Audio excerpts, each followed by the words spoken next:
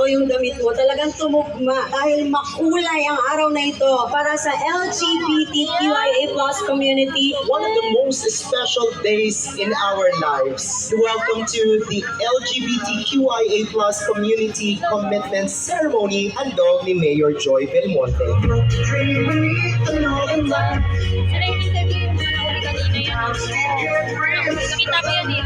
Pili ko ng biscuits. Una